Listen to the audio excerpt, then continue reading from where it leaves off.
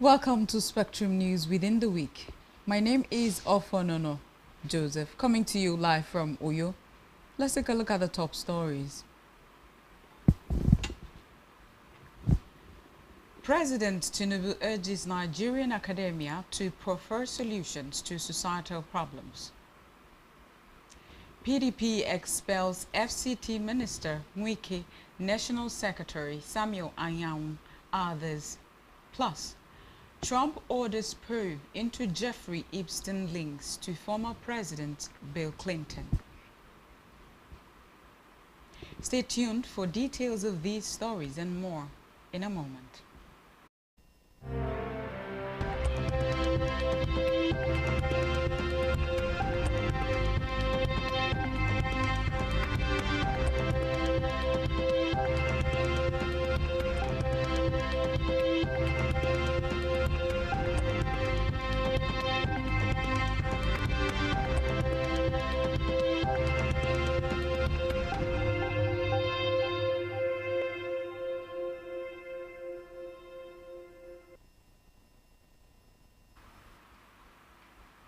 Good afternoon. Thank you so much for joining us on the news.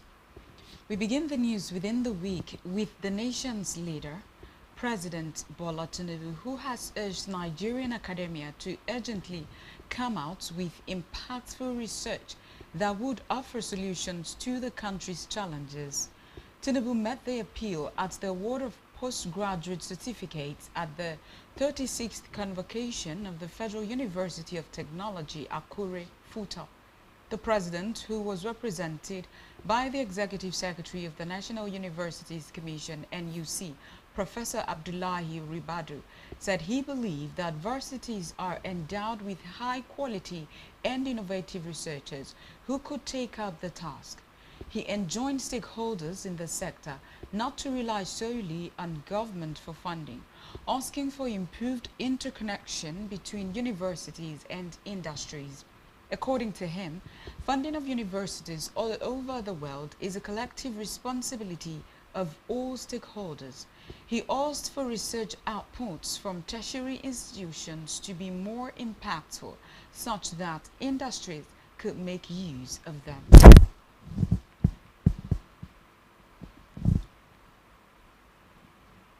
Away from that, the federal government, through the Nigerian Independent System Operator, NISO, yesterday threatened to disconnect Imo State from the national grid over the alleged abduction of its workers at gunpoint at the state. NISO disclosed this in a statement demanding the immediate release of the abducted workers, alleging the armed operatives acting on behalf of the Imo government were responsible for the invasion. NISO vowed to shut down electricity supply to the state if the government failed to communicate or take action. As of the time of report, the Imo State government has not debunked or confirmed the incident. Meanwhile, the federal government during the week said that the high-level African Customs Conference, scheduled to hold in Abuja next week, will serve as a major catalyst for economic recovery, stronger competitiveness and expanded export opportunities for small businesses under the African Continental Free Trade Area, AFCFTA. The Controller General of Customs, Adewale Adeni, while speaking to journalists in Abuja, stated that President Bola Tinubu's support for the initiative reflects the administration's resolve to place trade at the heart of national development, poverty reduction, and industrial expansion. According to Adeni, the conference is expected to attract more than 30 African customs administrations, with 22 represented at Director General level, alongside senior government officials, investors, manufacturers, airlines, shipping companies, port operators, and logistics firms. He added that it will also focus on dismantling long-standing barriers to cross-border trade and driving deeper continental integration. Adeni further said that the engagement marks a strategic departure from tradition as the private sector will lead the opening day, allowing businesses to speak directly to customs leaders and policy makers about the operational realities of intra-African trade. From the red chambers, the Senate in the course of the week passed a bill to establish the Chartered Institute of Revenue and Fiscal Management, a proposed legislation which is a major step towards addressing Nigeria's chronic dependence on debt to finance its annual budget and the country's weak revenue mobilization framework. Presenting the lead debate, Adamo Aliero noted that Nigeria's fiscal challenges, marked by persistent revenue shortfalls, leakages and inefficiencies, have been compounded by inadequate capacity in revenue forecasting and fiscal governance. Following its second reading, Deputy Senate President Jibrin Barau referred the bill to the Committees on Finance, Establishment and Public Service with a directive to report back in 4 weeks. Now to the Green Chambers, where the Chairman, House Committee on Federal Polytechnics and Higher Education, Kayode Laguda, has called for the abolition of the lingering HND-BSc dichotomy to address the injustice in the academic system. Laguda made the call on Saturday in Abuja as a keynote speaker at the maiden biannual lecture series and awards organized by the Federal Polytechnic OCO with the theme HND-BSc dichotomy, matters arising. He reiterated the need for a renewed commitment to prohibiting HND-BSc dichotomy by taking steps to create awareness, support research and create room for innovation in Nigeria's polytechnics. The lawmaker explained that the bill was tailored to prohibit discrimination in both public and private sectors with prescribed penalties for individuals or institutions that continue to perpetuate the bias. Laguda called for a collaboration among stakeholders to get the HND degree dichotomy bill to improve contributions of polytechnics in Nigeria to national creativity, excellence, and enterprise.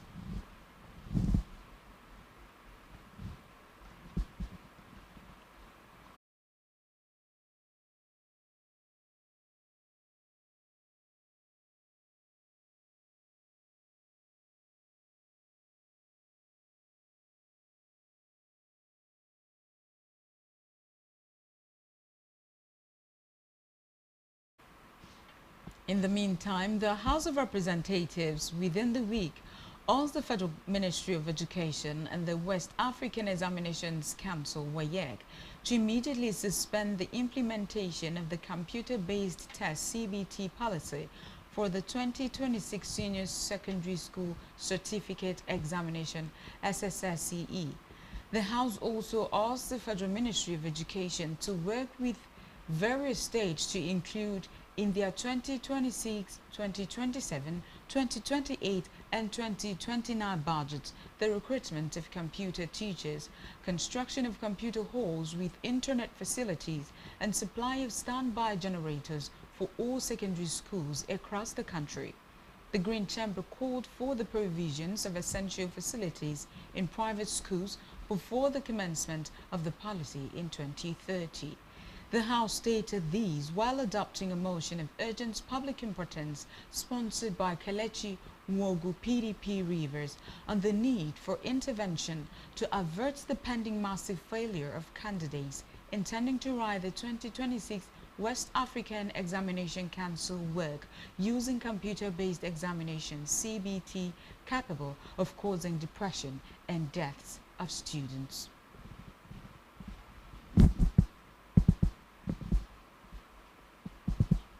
On security matters, the Attorney General of the Federation, AGF, and Minister of Justice, Lateef Fagbemi, yesterday acknowledged some insecurity challenges in the country. noting, however, that the government is taking all necessary steps to ensure that the alleged killings and banditry are brought to an end. While acknowledging the insecurity challenges, Fagbemi insisted that the federal government is winning the war against terrorism and intensifying efforts to curb killings, banditry and other forms of criminality nationwide. Fagbemi stated this at the coronation of the 21st Ellerin of Erile, Oyun local government area of Kwara State. The minister, who said these on the sideline of the recent narratives, further stressed that the killings recorded in parts of the country cut across religious and ethnic lines. According to him, violent attacks were not limited to any particular group or faith. The AGF also urged Nigerians to be patient with President Bola Tinubu's administration, stating that current reforms were geared towards building a stronger foundation for national development. Elsewhere, the Nigerian army yesterday dismissed social media reports claiming that terrorists abducted the commander of the 25 Task Force Brigade, Brigadier General M. Uba, describing the story as completely false. In a statement, the acting director of Army Public Relations, Akbolonia Anele, urged the public to disregard the rumor, stating that it was aimed at causing panic. She explained that the senior officer was never taken by terrorists and safely returned from the operation. However, the army confirmed that 2 soldiers and 2 members of the civilian joint task force were killed when troops ran into an ambush around Wajiroko in Damboa local government area of Borno State.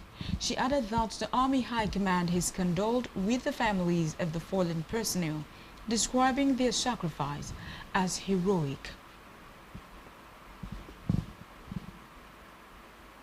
In another development, the Chairman and Chief Executive Officer of the National Drug Law Enforcement Agency, NDLEA, Buba Marwa, warned drug barons, traffickers, and cartels to quit criminal trade or face more hard time during his second tenure.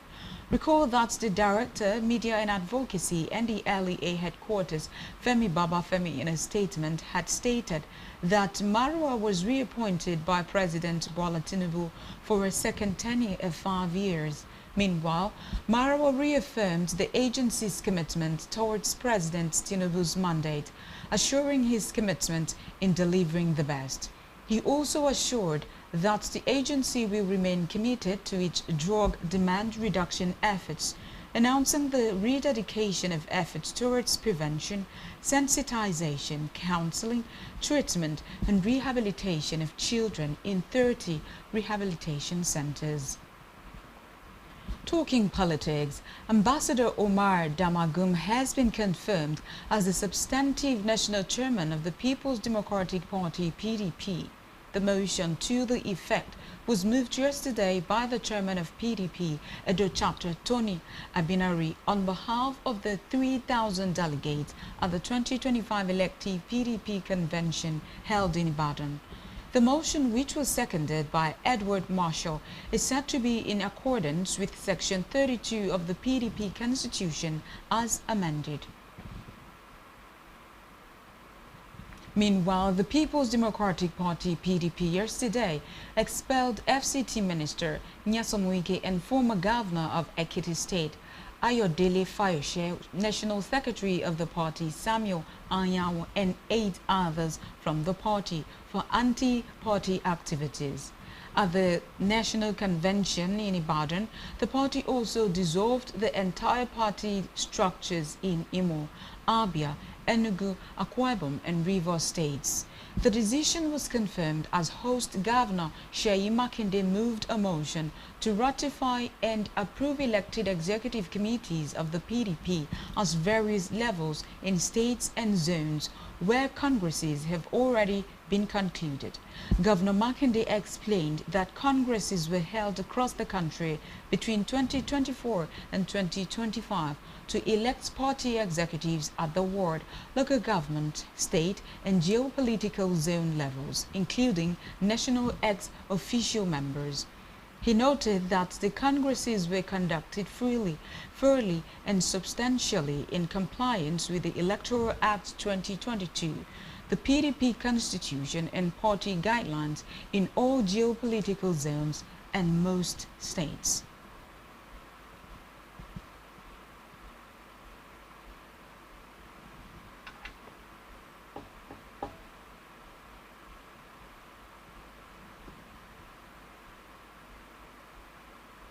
In the meantime, the Board of Trustees BOT of the People's Democratic Party PDP yesterday disowned the report of the Reconciliation Committee it set up to find a lasting solution to the crisis facing the party. A statement titled PDP Board of Trustees BOT disowns Reconciliation Committee report by the chairman of the board, Adolphus Wabara, said the report does not represent the position of the board. Wabara stated that the BOT stands by the resolution to go ahead with the National Convention in line with the Supreme Court judgment that made the affairs of political parties their internal affair. According to him, the report of the six-man committee headed by Hassan Adamo has not been discussed and adopted by the board and cannot be taken as the official position of the BOT.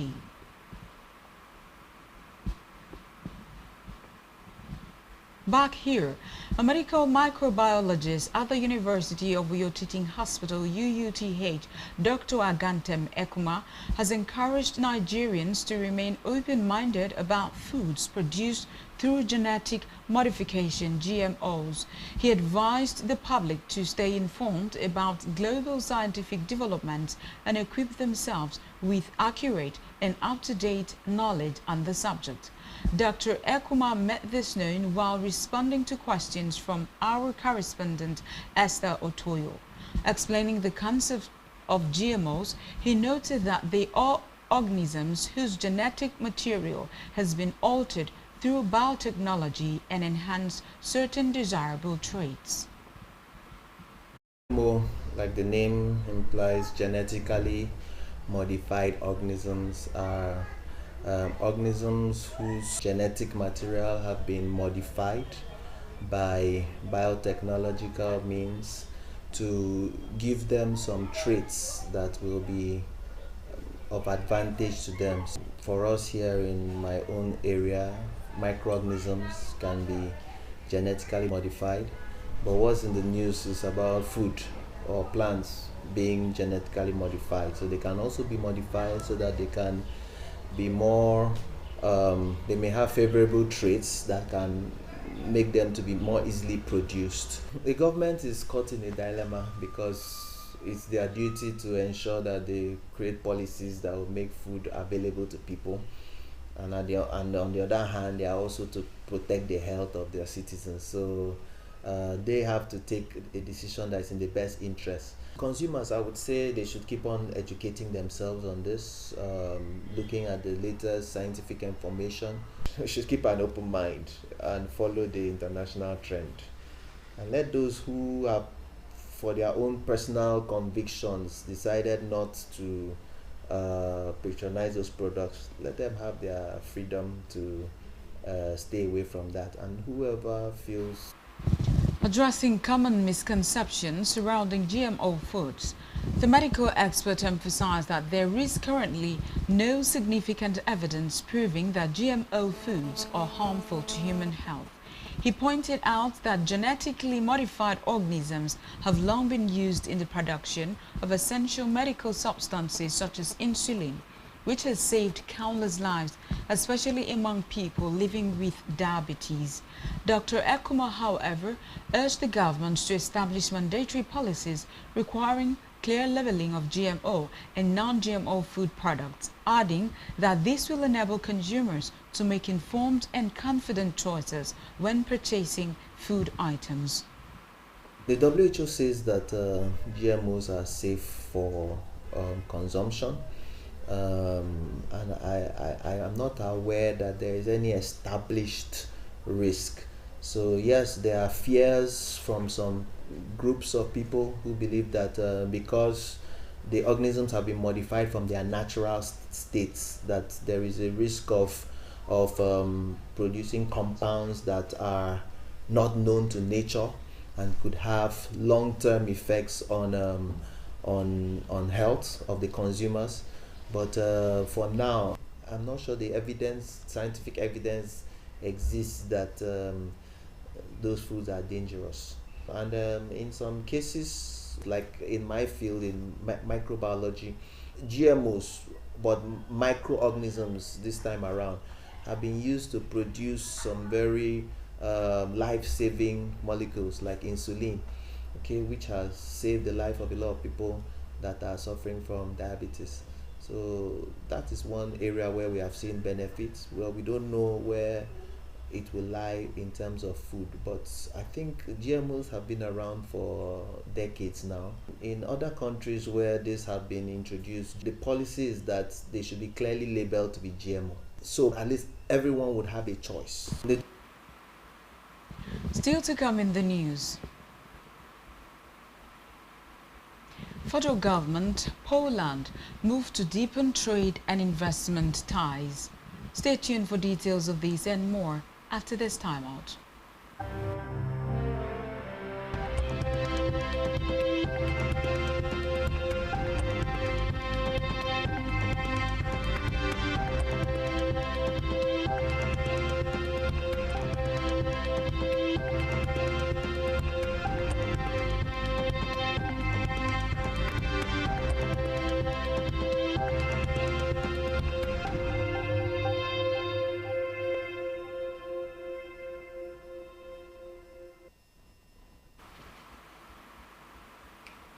Welcome back. Glad to know that you're still with us. Now we continue with the rest of our news stories. Now to Africa, where Rwandan-backed M23 group and the government of the Democratic Republic of Congo have signed a framework for peace in the east of the country. The ceremony, which was held in Qatar, is aimed at mediating an end to decades of conflict in the resource-rich region. Recall that the M23 had earlier this year reportedly captured the eastern region's main cities of Goma and Bukavu, and previous attempts at securing peace have failed. Meanwhile, US's Africa envoy Masad Bulu stated that the document covered 8 protocols and that most still required work. Elsewhere, President Samia Suluhu Hassan told Parliament that Tanzania is launching an inquiry into last month's post-election killings. Hassan noted that the inquiry would look into issues that led to the unrest and help inform reconciliation in peace efforts the government has pledged to undertake. Meanwhile, opposition parties said hundreds of people were killed during protests following the October 29th presidential election and blamed security forces for the deaths. The government has not released an official death toll. Still in Africa, UN countries including Britain, Spain, Norway and Sierra Leone during the week raised alarm over the treatment of migrants in Libya, a key transit point for Africans fleeing conflict and poverty toward Europe. Norway's ambassador urged Libya to end arbitrary detentions, and Britain called for UN investigators to have unrestricted access. Meanwhile, Libya's acting foreign minister El Taher El Boa acknowledged the country's struggles but said Tripoli's UN-backed government is working to ensure human rights are respected during a fragile transition. He cited cooperation with the International Criminal Court and a new joint committee to oversee detention centers. On the foreign scene, U.S. President Donald Trump yesterday told law enforcement chiefs to investigate links between Jeffrey Epstein and former President Bill Clinton, seeking to deflect growing questions about his own ties to the late alleged sex trafficker. According to reports, Trump also demanded the Justice Department and FBI probe banking giant J.P. Morgan Chase and former Harvard President Larry Summers, who served as Clinton's Treasury Secretary. The 79-year-old Republican reportedly accused Democrats of pushing the Epstein hoax after emails emerged in which the disgraced financier suggested Trump allegedly spent hours with one of the victims at his house. Meanwhile, President Donald Trump within the week signed a spending bill to reopen the government and end the longest shutdown in U.S. history. He signed the short-term budget into law hours after the House of Representatives voted 22209 to approve it on Wednesday, and 2 days after the Senate narrowly approved the same package. In the Oval Office, Trump said the government would now resume normal operations after people were affected from the 43-day shutdown. Reports say many government services have been suspended since October, and around 1.4 million federal employees have been on unpaid leave or working without pay. In the meantime, U.S. Defense Secretary Pete Hegseth on Thursday announced a military operation to remove narco-terrorists amid growing concerns that a U.S. naval buildup in Latin American waters could presage land strikes and a wider conflict. The Post gave no details of what the operation would entail or how it might differ from military actions already being undertaken. Recall that President Donald Trump's administration is conducting a military campaign in the Caribbean and Eastern Pacific, deploying naval and air forces for what it calls an anti-drugs offensive. U.S. forces have carried out strikes on about 20 vessels in international waters in the region, since early September, killing at least 76 people, according to U.S. figures.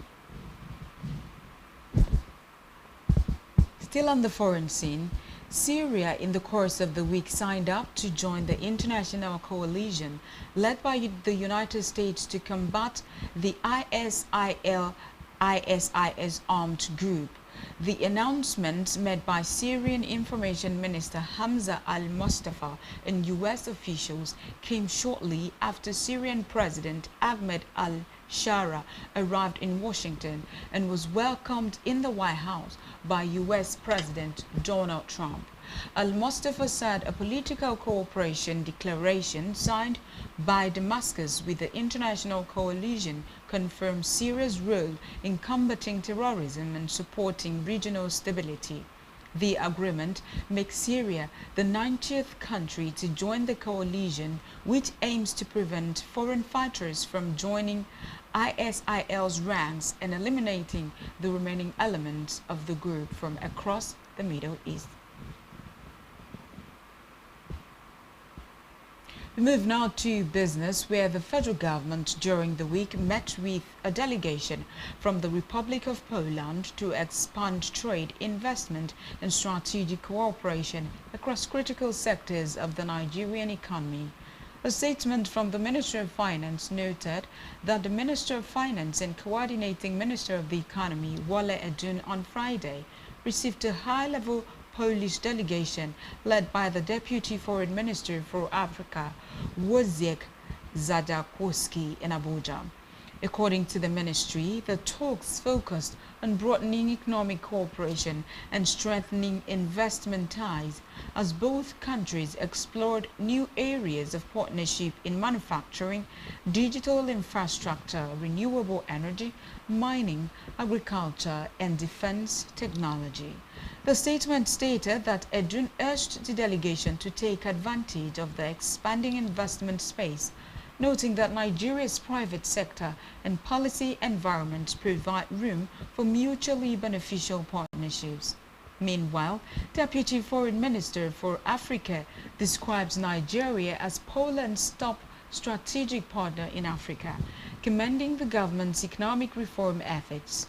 He expressed his country's readiness to scale up cooperation in digital governance, expand private sector participation, and boost bilateral trade. Elsewhere, the Manufacturers Association of Nigeria MAN within the week projected that the country's manufacturing output will grow by 3.1% in 2026, driven by new tax incentives, harmonization of levies expected under the new tax regime taking effect in January 2026, and increased government patronage.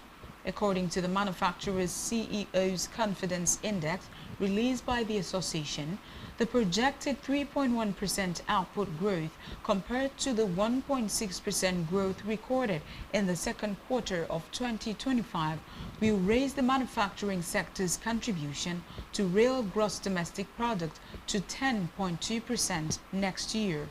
The director of the Research and Economic Policy Division, MAN, Dr.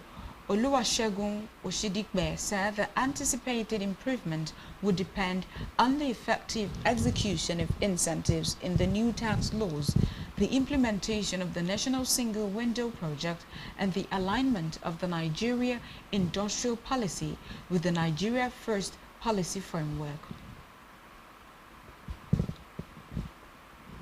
Still talking business, Petroleum and Natural Gas Senior Staff Association of Nigeria (PANGASEN) during the week expressed concern over the dwindling value of pensions received by retirees in the oil and gas industry, describing the situation as worrisome and unsustainable. Speaking at a stakeholders engagement on the state of closed pension fund administrators CPFAS in the sector, PANGASEN President Festus Osifo said that the union was disturbed that many pensioners who retired under the defined benefit schemes decades ago now earn stagnant and inadequate benefits despite rising inflation and currency devaluation, adding that while a few CPFAS reviewed pension payments periodically, the majority left retirees' welfare at the discretion of management. The PANGASEN president urged the PANGASEN president urged the National Pension Commission (PENCOM) and NPC and others to review actuarial assumptions and ensure fair adjustment in pension payments. Still to come in the news. Morocco's Jalal Jade to officiate Super Eagles 2026 FIFA World Cup playoffs final against DR Congo. Stay with us. When we return, we'll complete the rest of our news stories.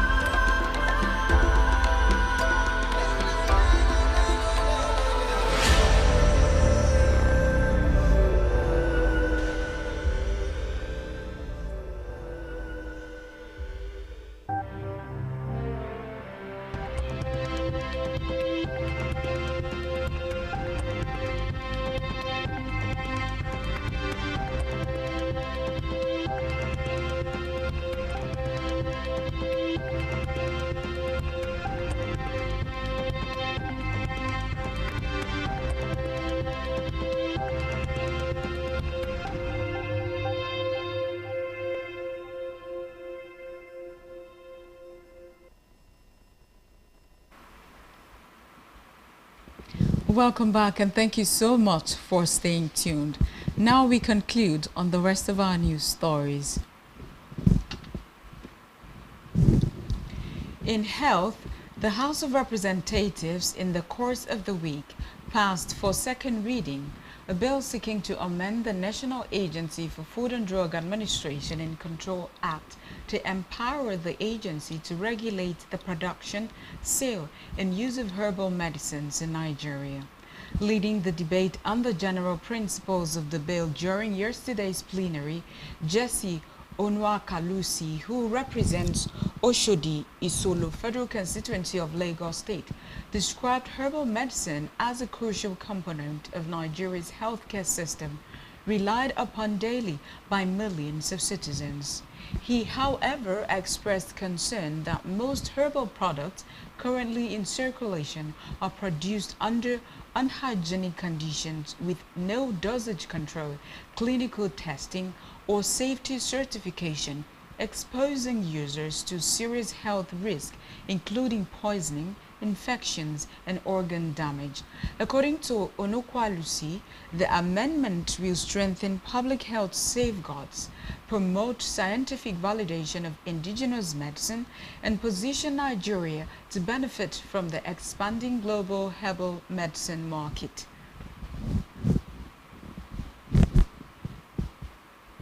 Elsewhere, the Nigerian Association of Resident Doctors (NARD) yesterday called on the federal government to immediately conclude the long-delayed collective bargaining agreement (CBA) as the indefinite strike continues. It also demanded a review of the outdated Consolidated Medical Salary Structure (CONMES). In a statement posted on X, the union noted that the government keeps delaying while doctors facing rising costs and crumbling morale. Recall that the strike, which began earlier this month, has affected 91 hospitals nationwide, including federal teaching hospitals, specialist institutions, and federal medical centers, disrupting medical services across the country. Still in health, a consultant psychiatrist at the Aminu Kano Teaching Hospital, AKTH, Dr. Aminu Shehu, has sounded strong warning that stress and mental health disorders are major identified growing threats to the journalism profession in Nigeria and across the globe. Shehu sounded the alarm while presenting a paper titled Pressure Amid Deadline: Psychiatric and Mental Health Precautions during the 2025 retreat of the Nigeria Union of Journalists (NUJ) Kano State. He said the fast-paced and high-pressure nature of journalism has exposed many practitioners to chronic stress, trauma, depression, and other psychological disorders. Shehu noted that reporters often witness tragic and traumatic events firsthand, which may silently affect their mental stability over time. He warned that unless journalists begin to take mental health seriously, the industry may continue to lose practitioners to depression, suicide, and stress-related illnesses. We move now to sports, where Moroccan referee Jalal Jade will take charge when the Super Eagles face the Democratic Republic of Congo in the final of the 2026 FIFA World Cup playoffs today. Recall that Jade had officiated the Super Eagles Matchday 5 encounter against the Amavubi of Rwanda in March. The 38-year-old's compatriots Mustafa Al-Kakad and Zakaria Bernisi will serve as first and second assistant referees respectively. Marez El Maki of Tunisia will act as the fourth official, while VAR duties will be handled by Lalo Ben Brahim of Algeria and Tunisia's Haitham Guirat. Meanwhile, Brazil's manager Carlo Ancelotti says Gabriel will be assessed today after the Arsenal defender suffered a groin injury in a friendly win over Senegal in London. The 27-year-old pulled up off the ball just before the hour mark and received treatment to his right thigh before being substituted. Gabriel has formed a key part of the Arsenal defense as they top the Premier League table, having conceded just 5 goals in 11 league games.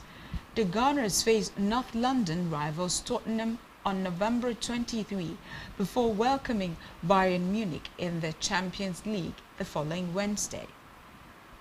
Still talking sports, Abakaliki FC chairman Senator Obinna Ogba has suspended head coach Ifeanyi Onyedika indefinitely after the team's 1-1 draw with Calabar Rovers, citing a string of unimpressive performances. Ogba said he had lost patience with the coach's tactics and motivational methods. The club's assistant coach, Star Plus Anista, has been appointed interim head coach with immediate effect.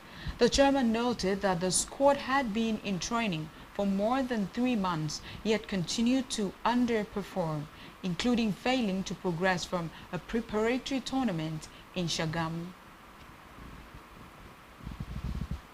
In our entertainment news, Ned Nwoko has confirmed the authenticity of medical and toxicology reports of estranged wife Regina Daniels circulating on social media. In a statement signed by the communication team lead of the office of Ned Nwoko, the senator addressed the substance abuse issues affecting Regina, revealing that multiple medical facilities had detected high levels of several substances in her system. Lastly, in the news within the week, Nigerian singer Oludipe David, also known as Spyro, has claimed that music has lost its intrinsic value. The singer, who is an advocate for conscious music, claimed that the loss of valuable music contributed significantly to the moral decline in society.